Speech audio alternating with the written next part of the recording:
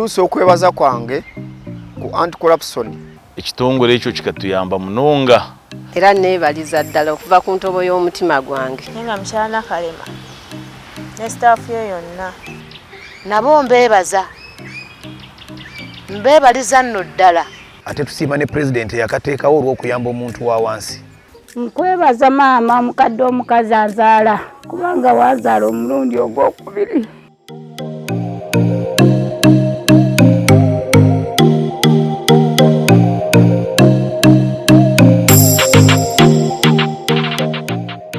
Nsazeewo okuseesaamu mu muliro.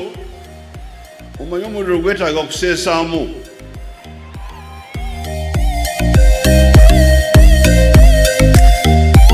The State House Anti-Corruption Unit operates under Article 99(4) of the Constitution of the Republic of Uganda, which gives His Excellency the President executive powers to establish any office under him. Again, His Excellency the President tasked us to be a rapid response unit to coordinate with other agencies and to ensure that cases reported are worked on professionally but also rapidly. Our collaboration with them has been highly commendable, and the synergies that we are building with them will go a long way in the fight against corruption in public procurement. I think the blend of the militarism has really worked for us. When you're got by the State House Anti-Corruption Unit, there is no compromise. I also encourage the police officers to work tirelessly and with integrity, and together we shall fight the vice of corruption. Working with the State House Anti-Corruption Unit has been very good. I'd like to congratulate the State House Anti-Corruption Unit for making 3 years. Thank you for what you're doing for the country. Thank you for your effort in this anti-corruption sector, and we can only wish you the very best going forward. We work with all government ministries, departments and agencies, MDAs, and that's how we have been able to coordinate and successfully have a number of cases completed while being investigated by the police. We ensure that the cases that are reported to the State House Anti-Corruption Unit are quickly investigated. The files are taken to DPP. The DPP is the only authority that sanctions cases that are investigated by the detectives attached to the State House Anti-Corruption Unit. The cases that have already been sanctioned and accused persons arraigned before courts of law are so far 329. Out of the 329 that have been arraigned before courts of law, 40 accused persons have been convicted and sentenced to different prisons. The Auditor General's reports are the only ones that are allowed by the courts of law to prove financial loss caused to government. We have been able to save government and recover over 30 billion shillings in our 3 years of operation. We have been able to conclusively investigate over 25 senior officials from the central government, those that are at levels of accounting officers, chief executive officers, executive directors, commissioners. So the issue of categorizing thieves, saying there is a big thief called the big fish, they nickname big fish, and the small fish, thieves are the same. And the institutions that we intervened in are performing best currently. I will remind the public that since 2019, when the State House Anti-Corruption Unit intervened in the irregularities and corruption-related matters, the former MD of Post Bank and his top management team, about I think 9 of them, are in court or still they are pleading their matter. But Post Bank Uganda profitability has increased from 3 billion, I think 600 something million, to 10 billion shillings the non-tax revenue of NAGRIC has increased from 800 million to 3.7 billion shillings in 1 year. The former ED and his top management team, 11 of them are in the High Court. The State House Anti-Corruption Unit has touched everyone that has been reported through the many helplines that were established by His Excellency the President, and also we have attended to all the people that walk to our office.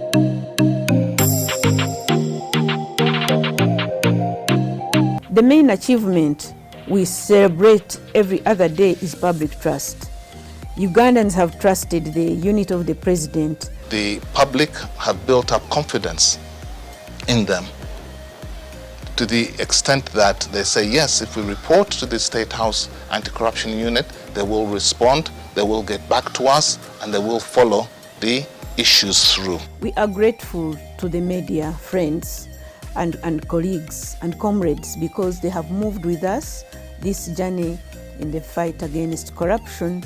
The media fraternity has been very, very key and remains key in the fight against corruption because you have the platform to name, to shame, and to expose the corrupt. We used to move to communities and hold baraza-style meetings. We would interact freely with communities and we would come back with suspects because police would then pick evidence from the communities and people would be very, very willing to testify.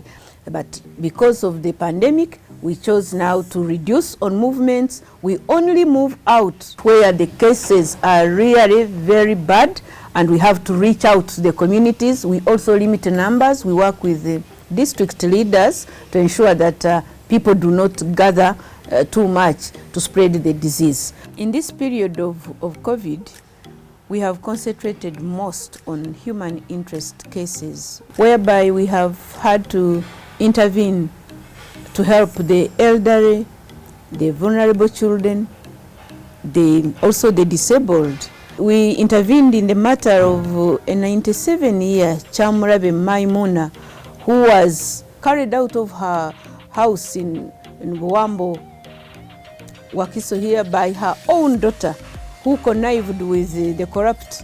Recently, we intervened in another sad case where a father stole his 1-year son. Police in Wakiso had done some work, but they delayed to intervene, and recovering the child was taking so long until the mother of the then lost baby called our call center, and the police attached to the State House Anti-Corruption Unit quickly, being a rapid response unit, quickly got in touch with their colleagues in Wakiso, and the baby was recovered and handed over back to the mother.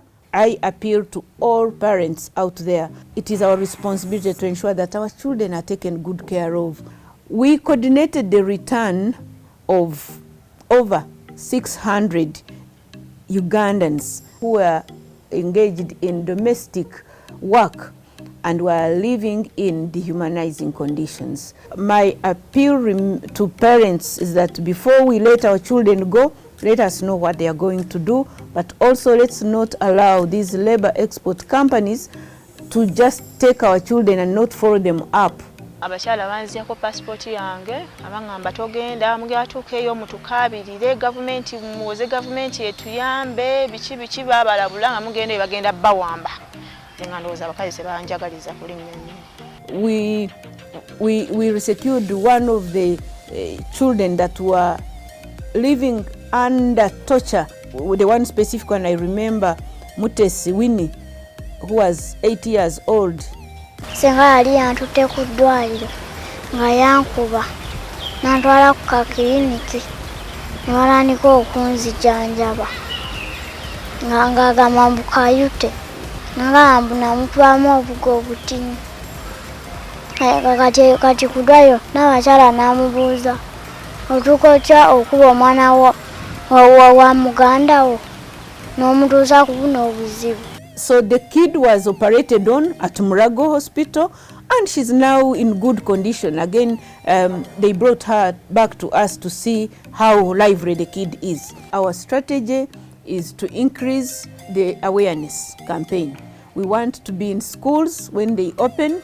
We request that the leadership of schools will allow us have interactions with the students at all levels. We want to encourage the students to have anti-corruption debating clubs. We want to engage the children and tell them about the effects of corruption, because we hope that when we engage with the school-going children, we will have a better generation that is not corrupt, and maybe the fight against corruption will reduce. We will only be eliminating the bad ones and raising a better generation that will not be corrupt. We are glad that the champion of integrity is the Honorable First Lady and Minister of Education. And so we are convinced and beyond doubt that we are going to have good collaboration, effective coordination to reach out to young people.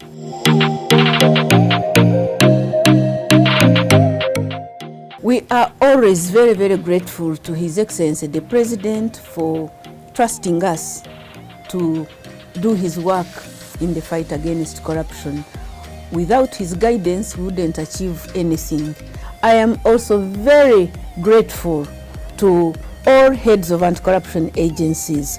I extend our very, very sincere appreciation to the entire Office of DPP, the entire Office of Auditor General, and Mr. John Mwang. We shall always be grateful to you. We are grateful to the ED, Financial Intelligence Authority, to the Directorate of Ethics and Integrity.